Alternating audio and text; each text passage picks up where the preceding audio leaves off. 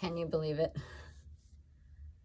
This is the very last of our Advent devotional journey together that we began 31 days ago, entitled Almost Christmas, a Wesleyan Advent Experience.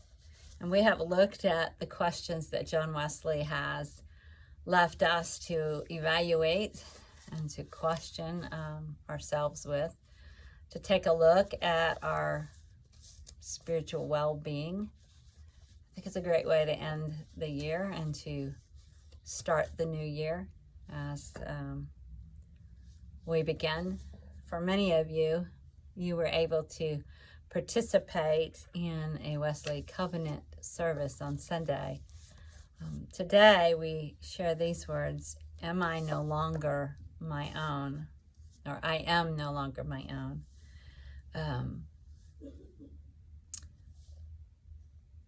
And this last devotion is shared to us by Reverend McGray de Vega. And so as we share it together on this last of our Advent devotional journeys, let's jump in and see where God will take us.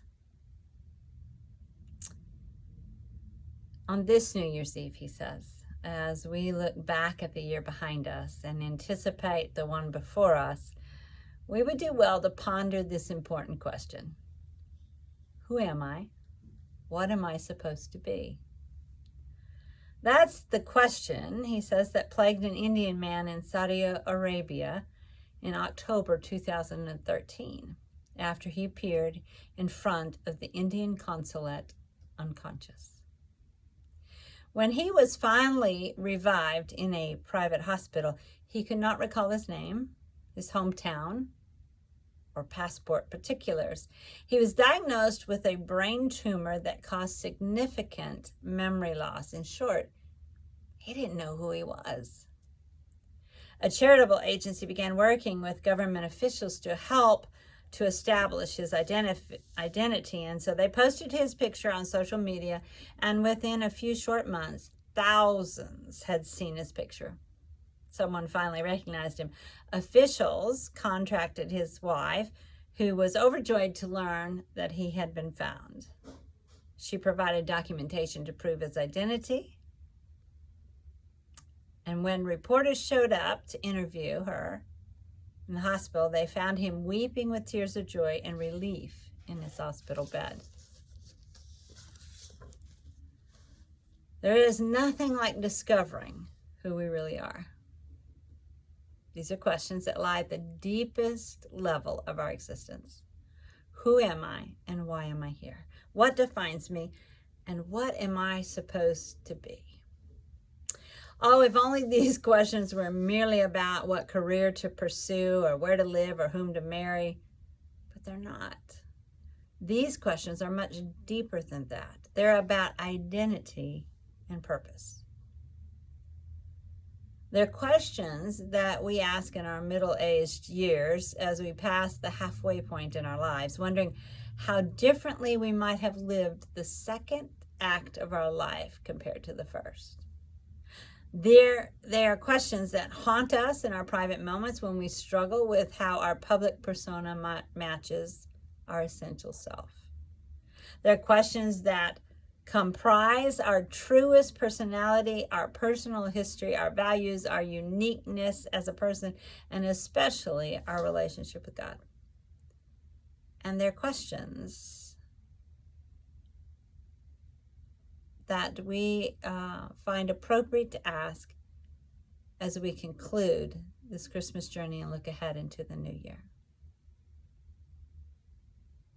So it should be no wonder that for generations, Methodists have begun the new year with the Wesleyan Covenant prayer, which offers a clear, succinct answer to the question, who am I?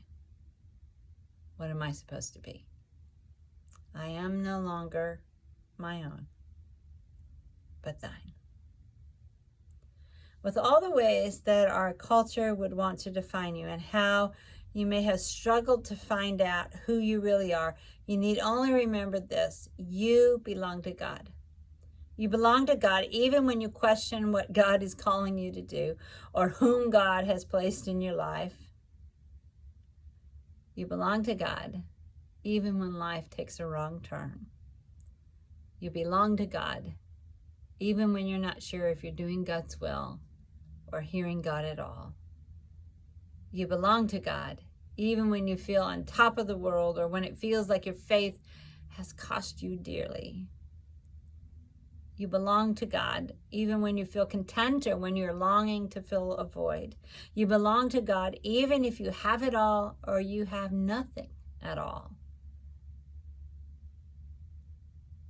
John Wesley put those thoughts this way. Put me to what you wilt. Rank me with whom thou wilt. Put me to doing, put me to suffering. Let me be employed by thee or laid aside by thee, exalted for thee or brought low for thee. Let me be full, let me be empty. Let me have all things, let me have nothing. And so, Reverend de Vargas says, that leaves only one true and right response. Surrender. Render all of yourself into the glory and blessing of God. And remember that no matter what,